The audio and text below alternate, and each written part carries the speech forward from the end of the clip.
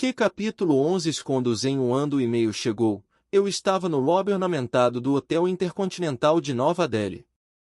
Era final de 2010 e eu estava na Índia fazendo uma reportagem investigativa sobre médicos charlatões inescrupulosos.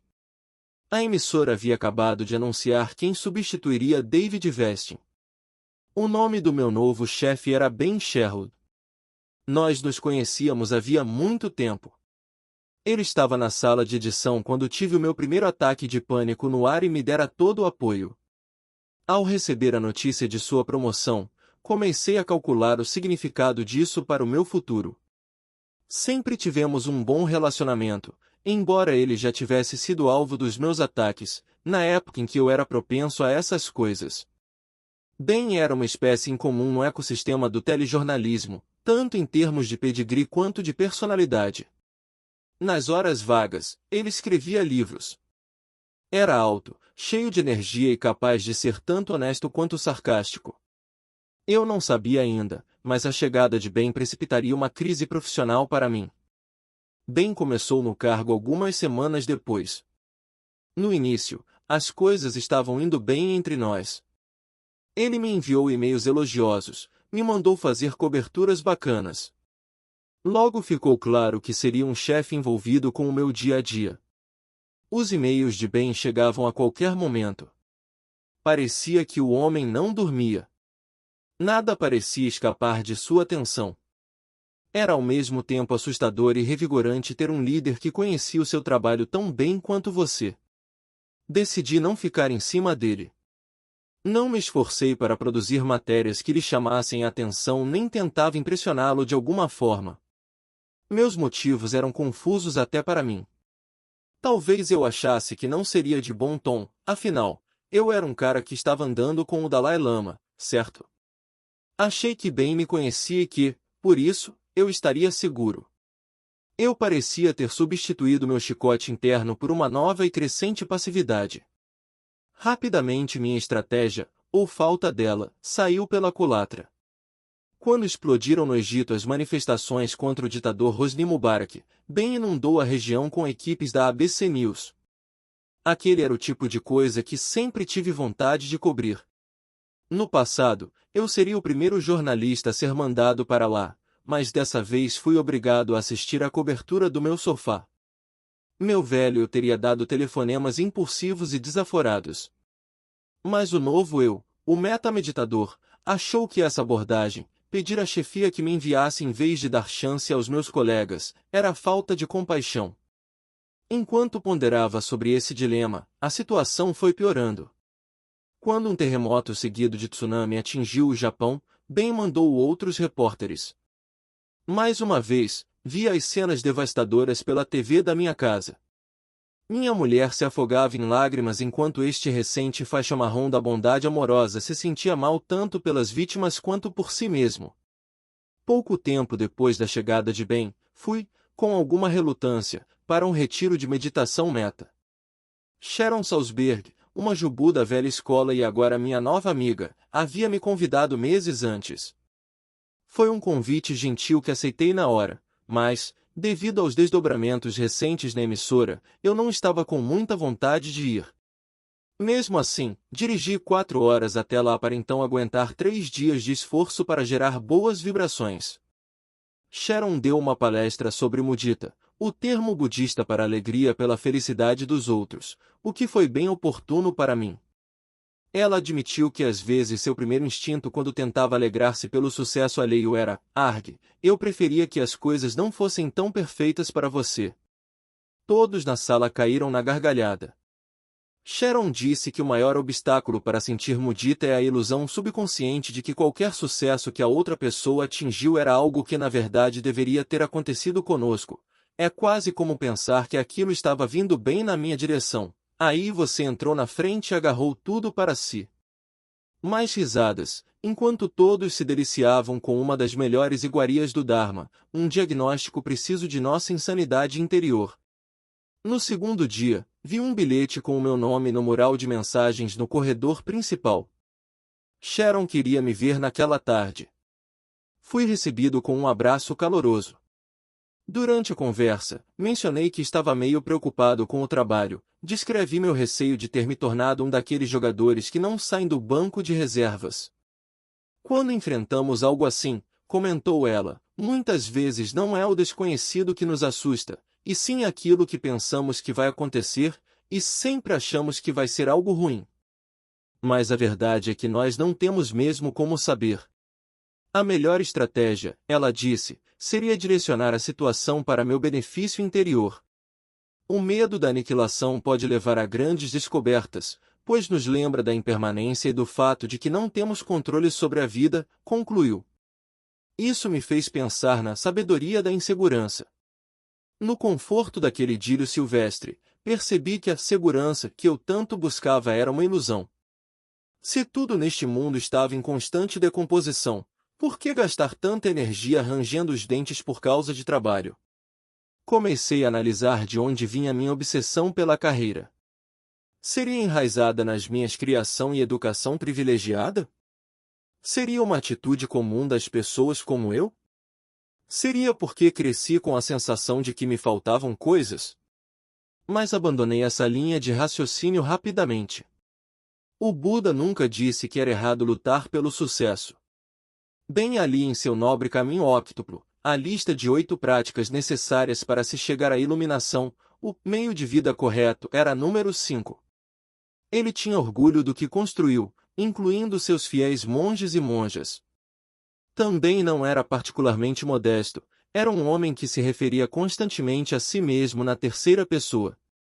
Ali estava eu, 2 anos e meio depois de ter descoberto Eckhart Tolle e ainda me debatendo com a mesma questão. Seria possível atingir um equilíbrio entre o preço da segurança e a sabedoria da insegurança? De volta ao trabalho, o meu desprestígio profissional permanecia. O ano de 2011 teve imensas oportunidades para jornalistas, a morte de Osama Bin Laden, a queda de Gaddafi na Líbia, o casamento real de William e Kate, e eu não fui chamado para cobrir nada daquilo. Esse último caiu na categoria do eu não queria fazer, mas gostaria de ter sido chamado mesmo assim. Às vezes, conseguia convencer a mim mesmo de que estava lidando bem com a situação. E, quando começava a me chatear, mudava o rumo dos pensamentos. Eu usava o método REM, observando como os sentimentos se manifestavam em meu corpo e depois rotulando-os com certo grau de imparcialidade. Também pensei, com certo orgulho de mim mesmo, que ter a mente mais calma e mais compassiva estava me permitindo analisar melhor a situação, despido de emoções nocivas. Em vez de levar para o lado pessoal, tentei ver a coisa toda pelos olhos de Ben. Ele apenas estava fazendo o melhor que podia para aprimorar o desempenho da equipe. Talvez não fosse muito meu fã. Eu me consolava com a conclusão de que estava reconhecendo a realidade, o que levava a menos aborrecimentos desnecessários e mais sabedoria na tomada de decisões. Minha esposa achava que eu estava sendo meio covarde. Embora estivesse satisfeita por causa da minha calma, ela estranhava o fato de eu parecer tão impotente. Quando surgia algum grande acontecimento jornalístico, Bianca me incentivava a mostrar que eu merecia ser lembrado. Trocávamos mensagens mais ou menos assim: eu acho que ainda não tenho um bom método para me afirmar nessas situações sem voltar a ser o canalha de antigamente. Bianca, entendo. Mas você não vai arriscar nada sendo apenas um pouco mais agressivo em vez de ficar só como um membro da equipe, passivamente disponível. Eu sabia que ela não estava me criticando, mas fiquei na defensiva. Estava me esforçando para não direcionar minha frustração para o lado errado, para a pessoa que mais queria me ajudar. Meu maior desejo era enfiar a cabeça na areia e esperar que os problemas fossem embora. Simplesmente não conseguia imaginar qual era a jogada certa. Naquele ponto, os e-mails simpáticos de Ben não chegavam mais, porque eu também não estava fazendo nada para merecê-los. Além de não ser mais chamado para cobrir as grandes reportagens, em algum momento perdi a motivação para sugerir pautas interessantes e produzir reportagens investigativas, minha antiga especialidade. Nas reuniões matinais, Ben elogiava as pessoas e eu queria muito fazer algum trabalho que recebesse aquela reação. Mas quanto mais desencorajado me sentia, mais dificuldade eu tinha de vencer a inércia. Após meses à deriva, em julho de 2011 finalmente decidi agir. Escrevi um e-mail para Ben pedindo para marcar uma conversa com ele e dias depois estava em seu escritório, pronto para saber se haveria um jeito de consertar tudo aquilo. Imaginei que ele deveria estar esperando que eu chegasse com uma lista de reclamações, então decidi tomar um rumo diferente. Tenho a impressão de que você não me vê como parte de seu time principal e gostaria de saber como eu posso mudar a sua opinião, falei. A resposta de Ben foi sensacional. Eu praticamente podia ver as rodas girando na cabeça dele enquanto ele calibrava sua abordagem. Após cerca de 5 segundos de preparação, ele disparou seu discurso. Em primeiro lugar, você está errado. Eu vejo você como um dos jogadores principais, sim. Mas, continuou, havia alguns problemas reais que eu deveria corrigir.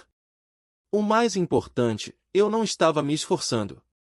Acho que você caiu naquela armadilha clássica do âncora de fim de semana, em que tem aquele seu tempinho no ar aos sábados e domingos e no resto da semana ninguém sabe onde você está, disse ele. Essa era uma verdade inquestionável. Você precisa mostrar mais vontade e mais trabalho. O segundo problema era o próprio GMA. Frequentemente o programa saía dos trilhos, com a conversa entre os âncoras resvalando para mera brincadeira. Ele disse que eu precisava ter um papel maior em controlar essa tendência. Você precisa ser o cara que lidera, falou. Quando protestei humildemente, alegando que não queria ser autoritário com meus colegas, Ben, sabendo que eu praticava meditação, me olhou direto nos olhos e declarou, num tom que era ao mesmo tempo brincalhão e sério, pare de ser tão zen. Em poucos minutos ele havia apontado e expressado meus erros. Eu havia ido tão longe no caminho da resignação e da passividade que havia comprometido a carreira que trabalhará tantos anos para construir. Diante daquela diversidade, eu deveria ter arregaçado as mangas e trabalhado ainda mais. Em vez disso, confundir desapego com amolecimento. Foi a reunião profissional mais dura e produtiva que já tive desde que meu chefe em Boston me disse que eu estava sendo um babaca insuportável. Com a diferença que agora, ironicamente, o problema era quase o oposto.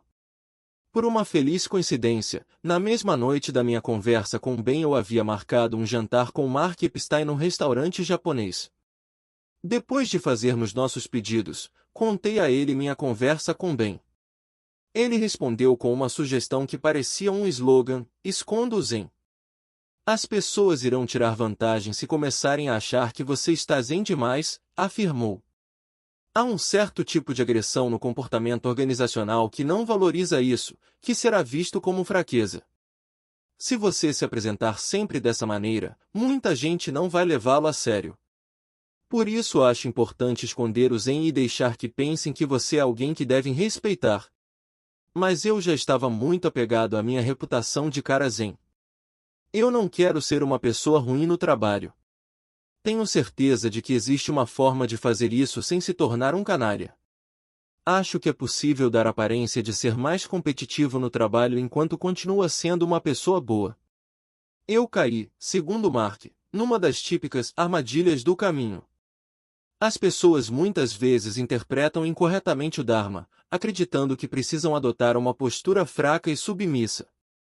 Mark lembrou de cenas de sua juventude, quando ele e seus companheiros de meditação saíam para jantar e ninguém tomava a iniciativa de fazer o pedido ao garçom, eles não queriam expressar uma preferência pessoal, achando que isso não seria budista o suficiente. Outra armadilha era se desligar demais de tudo. Pensei que estava consciente do meu desgosto por ser deixado de fora das grandes coberturas, quando na verdade estava construindo um muro para me proteger das coisas que me deixavam com raiva ou medo. E a armadilha final a qual sucumbi foi o niilismo, uma sensação de dane-se, nada importa, tudo é impermanente. Naquele momento, o garçom chegou com nossos pratos, dando uma longuíssima descrição do que havia nos servido. Enquanto ele discorria sobre a abóbora caboche e fatias largas e translúcidas de nabu daikon, a natureza dos meus equívocos ganhou uma enorme clareza. Os muçulmanos sufi dizem, é preciso louvar Alá, mas também é necessário amarrar seu camelo no poste. Em outras palavras, é bom ter uma visão transcendente do mundo, mas não seja um otário. Quando o garçom deixou a nossa mesa, eu disse: "Isso é uma tremenda lição de humildade para mim." Mark, sempre disposto a ver as coisas por um prisma positivo, retrucou: "Acho que é como uma revolução na sua forma de compreender os ensinamentos, um entendimento mais profundo, que torna o budismo algo muito mais vivo." "Certo, certo", respondi. Porque, quando tudo está indo bem e você está consciente de tudo, é bem mais fácil. Sim, é fácil. Esse é mesmo um grande dilema. Esse era o dilema em que eu estava fixado havia anos, manter o equilíbrio entre os princípios budistas e a ambição. Reclamei que era frustrante ainda não ter encontrado a resposta depois de tanto tempo. Enquanto estava ali, sentindo pena de mim mesmo, acabei não prestando atenção quando Mark falou que tinha uma resposta para isso. Era um conselho simples e brilhante, mas eu estava absorto demais em minhas preocupações para escutá-lo. As coisas finalmente começaram a melhorar no trabalho. No topo da lista de tarefas que eu mantinha no celular, escrevi o comando de bem: mostre mais vontade e mais trabalho, e seja o cara que lidera. Nunca fui o tipo de pessoa que usa slogans de inspiração, mas ler aquelas frases toda vez que checava minha lista era bastante útil. Comecei a dizer sim para todos os pedidos de reportagem que me faziam na emissora, mesmo os menores, da mesma maneira que fazia quando era novato. Isso foi notado. Apenas 3 dias depois da minha conversa com Ben, ele começou a me mandar e-mails de novo. Era gratificante agradá-lo. Quando ele elogiava meu trabalho nas reuniões das manhãs, meu peito inflava mais do que eu gostaria de admitir. Voltei a sugerir reportagens especiais e fiz várias coberturas interessantes. Mas a matéria da qual mais me orgulhei exigiu que eu passasse 2 dias trancado numa cela solitária. A ideia era chamar atenção para o debate crescente sobre esse tipo de encarceramento ser equivalente à tortura. A direção de uma penitenciária permitiu que eu ficasse preso numa cela cheia de câmeras. Durante aquele tempo, tive que suportar o tédio, a péssima comida, a claustrofobia e os gritos constantes dos meus vizinhos nas outras solitárias, muitos deles sofrendo ataques de nervos. Acordei na primeira manhã com uivos animalescos do preso na cela logo no andar de baixo da minha. Gritou durante horas. Outros estavam gritando só para desabafar e passar o tempo. O tempo que passei ali foi importante para reconhecer mais uma vez as limitações da meditação, ou, ao menos, os limites da minha habilidade nessa prática. Antes de entrar na cela pensei que poderia ficar meditando na maior parte do tempo, mas o barulho e a falta de privacidade, com câmeras por todos os lados e os guardas espiando dentro das celas toda hora, tornaram isso quase impossível. Nessa fase de trabalho intenso, quando tinha menos tempo para dormir, me exercitar e meditar, eu podia sentir meu monólogo interior ficando mais nervoso também, e não conseguia reunir forças para lutar contra aquela voz dentro da minha cabeça. Eu estava com cara de cansado no programa de hoje. Meu cabelo está feio. Não acredito que um cara no Facebook comentou que eu era um tremendo palhaço. O ego, aquele filho da mãe insidioso, usava a fadiga como uma oportunidade para ultrapassar minhas defesas enfraquecidas. O aumento no número de matérias que eu estava fazendo pode ter criado dificuldades na minha meditação, mas valeu a pena. E essa não foi a única área que melhorou na minha carreira. Eu também estava progredindo como âncora do GMA de fim de semana. Essa mudança para melhor começou numa manhã depois do programa, quando Bianca me encontrou sentado no sofá de casa assistindo a alguns momentos meus no ar de que eu não havia gostado. Ela tirou o controle remoto da minha mão e iniciou uma análise do meu desempenho. Os cumprimentos entre os âncoras haviam começado bem, eu estava sorrindo e brincando com os outros apresentadores. Logo nos primeiros segundos do programa, Paula Faris fez uma piadinha. Nesse ponto, Bianca apertou a pausa no controle remoto. Olhe o que acontece aqui. Você fica tenso. Dá para perceber direitinho, disse ela. Era verdade. A tirada de Paula deve ter me desviado do plano que eu criara na cabeça para aquele momento e eu fiquei duro e artificial. Você tem que parar de se preocupar tanto a ponto de acabar parecendo forçado. Relaxe e desapegue. Era delicioso ouvir minha esposa jogar essa terminologia budista na minha cara. Especialmente porque ela não poderia estar mais certa. Eu precisava agir como meditava. Se pudesse relaxar e estar presente o bastante para escutar o que os outros diziam, eu iria até melhorar nossa camaradagem natural no ar. Quase de imediato, o conselho de Bianca começou a funcionar. Eu me via muito menos preocupado em seguir um plano e mais concentrado em apenas estar lá, de bom humor, pronto para fazer um comentário ácido, ou igualmente preparado para reagir às piadas dos outros com um riso genuíno. Comecei a entender que quando bem me dissera para ser o cara que lidera, ele não me pedirá para ser um canalha, mas apenas ser autoconfiante. Embora as coisas estivessem correndo bem, nem tudo era um mar de rosas. Os e-mails elogiosos de Ben eram contrabalançados por outros contendo críticas extremamente precisas. Além disso, eu ainda ficava de fora de algumas coberturas importantes, como o 10º aniversário dos atentados de 11 de setembro, um acontecimento que havia sido decisivo na minha vida pessoal e profissional. Essa exclusão quase me mandou de volta para o porão emocional. Era claro que ainda faltava algo para aprimorar minha estratégia. Naquele jantar com Mark no restaurante japonês, eu havia colocado meu celular próximo dele na mesa, a fim de gravar o que ele dizia para me lembrar de seus conselhos no futuro. Na gravação daquela noite, eu me ouvi lamentando o fato de que, após anos contemplando a dificuldade de encontrar equilíbrio entre ambição e tranquilidade, ainda não havia encontrado uma resposta. Então Mark, com seu jeito sutil, me respondeu que tinha a solução: a resposta está no desapego. Não se prenda aos resultados. Acho que para uma pessoa ambiciosa que se importa com sua carreira, ou seja, que deseja criar coisas e ter sucesso, é natural lutar muito pelo que se quer. Então o budismo entra na hora dos resultados, porque nem sempre as coisas acontecem como você acha que deveriam.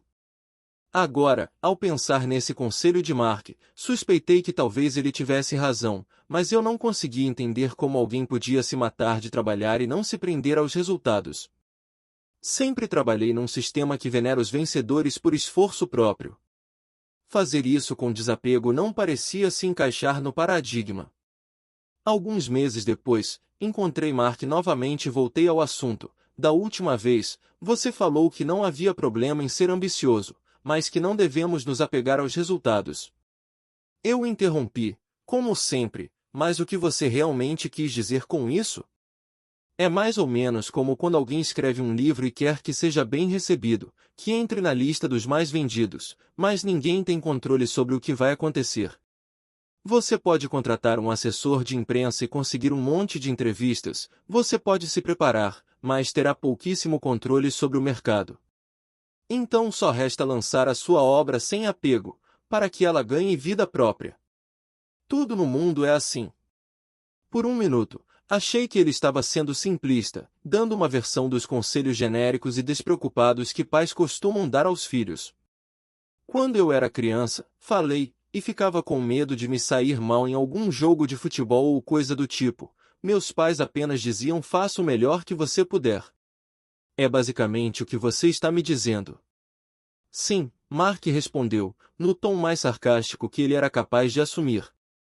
Você pode dar o melhor de si então, se as coisas não saírem do jeito que você queria, vai acabar furioso de uma forma pouco construtiva, prejudicando sua habilidade de se recuperar. Abandonar o apego é a verdadeira solução. Então algo se encaixou para mim.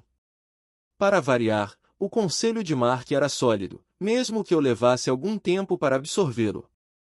Tudo bem lutar para conseguir o que se quer, contanto que isso seja temperado pela compreensão de que o resultado de seus esforços está fora de seu controle. Se você não gastar energia nas variáveis que não pode influenciar, terá como concentrar suas forças nas coisas que pode controlar.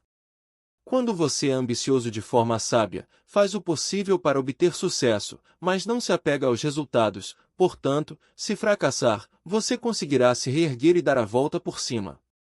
E isso, perdoe-me o uso do termo, é uma forma de ser iluminado em interesse próprio.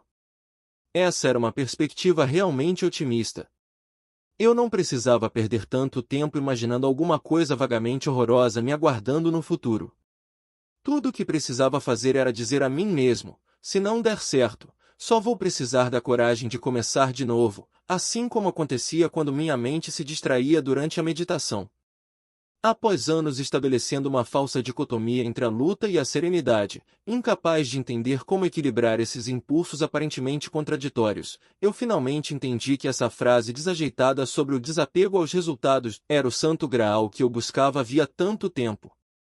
Era o caminho do meio, o casamento do preço da segurança com a sabedoria da insegurança. Era a última peça do quebra-cabeça que eu tentava resolver desde o início dessa aventura não planejada. Aquele tempo todo, eu havia buscado uma espécie de estrutura esquemática, uma resposta holística para um dos desafios centrais do meditador moderno: como ser uma pessoa melhor e mais feliz sem se tornar inepto. Os livros e os mestres que consultara já haviam realizado o trabalho mais importante: reorientar minha vida interior ao suavizar as tendências nefastas da minha mente e regular o meu circuito interno de compaixão. Aquela área foi onde eles não ajudaram. Já que os budistas estavam sempre criando listas, estava convencido de que em algum lugar eles tinham uma lista das melhores maneiras de se fazer uma lista, resolvi criar a minha também. Nada do que compilei era surpreendentemente brilhante. Há uma razão para chamarem o budismo de senso comum avançado: trata-se de confrontar metodicamente as verdades óbvias porém ignoradas. Tudo muda, nada satisfaz, até que algo em você se 2, 3, 4, 5, 6, 7, 8, 9, 10 transforme.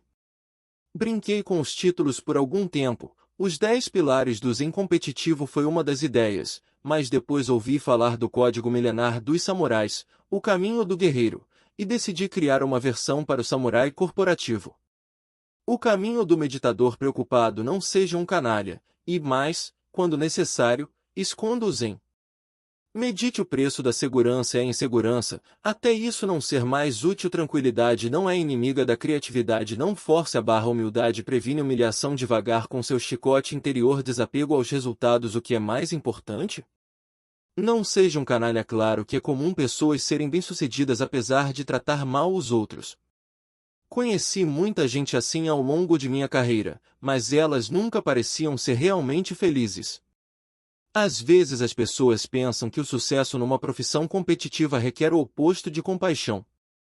Mas, na minha experiência, o temperamento explosivo apenas reduzia minha clareza e efetividade, me levando a tomar decisões precipitadas.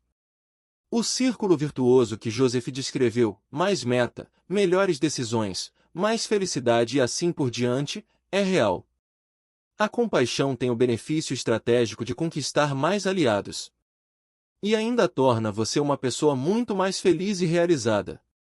E mais, quando necessário, esconda-os em seja bonzinho, mas não se torne um saco de pancadas. Embora eu tivesse atingido um grau de liberdade em relação ao meu ego, ainda precisava operar num contexto profissional bem estressante. Às vezes é preciso competir agressivamente, mostrar que você merece algo mais, ou mesmo ter algumas conversas duras. Não é fácil, mas é possível fazer isso com tranquilidade sem levar para o lado pessoal.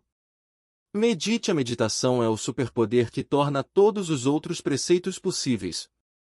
A prática traz benefícios incontáveis, desde a saúde melhor até mais foco e uma sensação de calma profunda, mas o melhor deles é o desenvolvimento da habilidade de responder em vez de reagir a seus impulsos e desejos. Vivemos em grande parte impelidos por desejo e aversão. Na meditação, em vez de sucumbir a esses hábitos arraigados na mente, você apenas observa o que vem à sua cabeça. O preço da segurança é a insegurança. Até isso não ser mais útil. A atenção plena demonstrou ser para mim um grande debulhador mental, separando o joio do trigo na hora de saber quando valia a pena eu me preocupar com alguma coisa ou quando era inútil fazer isso. Vigilância, diligência, capacidade de estabelecer objetivos audaciosos, todas essas são as partes boas da insegurança. Fome e perfeccionismo também são energias poderosas a serem exploradas.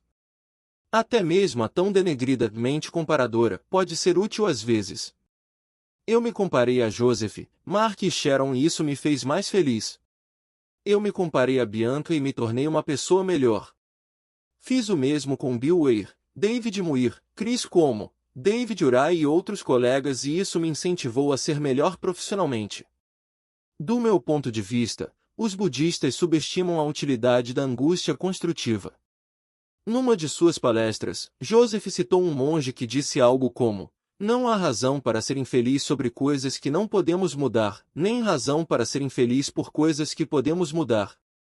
Para mim, isso ignorava a grande área cinzentas do meio-termo, onde vale a pena ficar pelo menos um pouco grilado.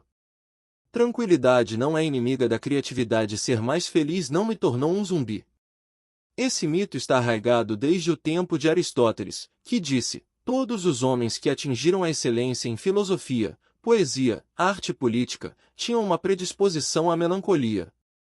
Percebi que, em vez de me transformar numa pessoa sem graça, sem problemas, a meditação me tornou um conhecedor das minhas neuroses, como um proeminente mestre espiritual disse certa vez. Uma das descobertas mais interessantes de toda essa jornada foi que eu não precisava dos meus demônios para me impulsionar, e que domá-los era um exercício muito mais gratificante do que ser dominado por eles.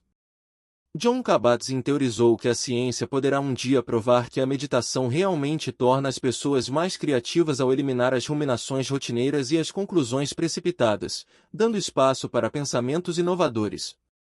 Nos retiros, por exemplo, eu me senti inundado por ideias, enchendo cadernos com elas ou escrevendo-as em folhas de papel entre sessões de meditação sentada e caminhando. Quem sabe Van Gogh teria sido um pintor ainda melhor se não tivesse sido tão infeliz a ponto de cortar a própria orelha. Não force a barra. É difícil abrir a tampa de um pote quando todos os músculos do seu braço estão retesados. Relaxar um pouco me serviu muito bem no set do GMA, nas interações pessoais e nos momentos em que escrevia minhas matérias. Comecei a perceber os benefícios das pausas com propósito e a aceitar a ambiguidade. Nem sempre funcionava, claro, mas era melhor do que minha antiga técnica de passar por cima como um trator para obter uma resposta. Humildade previne humilhação. Nós somos os astros dos filmes das nossas vidas, mas reduzir o número de pensamentos no estilo "você sabe com quem está falando" tornou a minha vida muito mais fácil. Quando você não bate o pé nem deixa seu ego manipulá-lo, é possível lidar com as situações complicadas de uma forma bem mais tranquila. Para mim, a humildade foi um alívio, o oposto da humilhação. Aparou as arestas da mente comparadora. Atingir esse equilíbrio é delicado, é preciso tomar cuidado para não levar a humildade longe demais e se tornar passivo. Veja o preceito número 2, sobre esconder o zen. Devagar com seu chicote interior. Como parte do meu lema do preço da segurança, eu havia presumido que a única rota para o sucesso é a autocrítica severa. No entanto, pesquisas mostram que ser firme, mas gentil é a melhor estratégia. As pessoas treinadas em meditação para autocompaixão têm mais chances de parar de fumar e de não abandonar a dieta.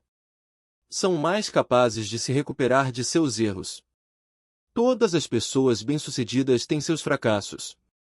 Se você criar um ambiente interior onde seus erros são perdoados e seus defeitos são encarados com sinceridade, sua capacidade de se recuperar aumenta exponencialmente. Desapego aos resultados. Desapego aos resultados mais autocompaixão igual flexibilidade e resistência emocional sem precedentes. Lute, jogue para vencer, mas não adote a posição fetal se as coisas não acontecerem do jeito que você esperava. Acredito que era isso que T.S. Eliot quis dizer quando falou sobre aprender a se importar e a não se importar. O que é mais importante? Um dia, almoçando com Mark e Joseph, obriguei-os a me ajudar a entender como atingir o equilíbrio entre ambição e tranquilidade. Entre o prato principal e a sobremesa, Joseph se levantou para ir ao banheiro. Ele voltou sorrindo e declarou: "Descobri a resposta." Um mantra útil nesses momentos é se perguntar o que é mais importante. Inicialmente, essa resposta me pareceu genérica, mas, quando refleti mais sobre essa ideia, ela acabou emergindo como um conceito fundamental para nos ajudar a tomar decisões. Aprendi a perguntar a mim mesmo, quando me preocupo com o futuro, o que eu quero realmente? Embora ainda amasse o sucesso, descobri que havia um limite para o sofrimento que estava disposto a enfrentar. O que eu realmente queria foi resumido durante uma entrevista que fiz com Robert Schneider, vocalista do grupo Apples in Stereo. Ele parecia ser uma das pessoas mais felizes que já conheci, falando constantemente, sempre em movimento, irradiando curiosidade e entusiasmo. No final da entrevista, ele disse: "A coisa mais importante para mim é, provavelmente, ser uma pessoa boa e também tentar fazer algo incrível." Apresentei minha lista a Bianca, todo orgulhoso. Ela apenas deu um sorriso maroto e disse: "Mas você não está realmente praticando essas coisas." Ela estava se referindo especificamente ao primeiro item, sobre não ser um canalha. Essa lista é algo a se aspirar, não necessariamente as coisas que já estou fazendo, justifiquei-me.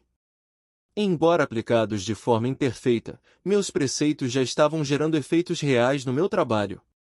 9 meses depois daquela primeira reunião com Ben, pedi uma reunião com ele novamente, dessa vez, para perguntar sobre algo que eu pretendia colocar neste livro, que já havia começado a escrever na época. Queria me certificar de que ele não acharia ruim eu revelar meu passado como usuário de drogas. Era a primeira vez que eu contava a alguém da chefia a verdadeira razão por trás dos meus ataques de pânico. Discutimos os prós e os contras de eu confessar aquilo publicamente. No fim, ele disse que iria me apoiar, qualquer que fosse a minha decisão. Então, sem que eu o lembrasse, Ben evocou os 2 mantras que havia criado para mim na nossa primeira reunião e declarou que eu conseguirá, na opinião dele, ter sucesso tanto em mostrar mais vontade e mais trabalho quanto em me tornar o cara que lidera.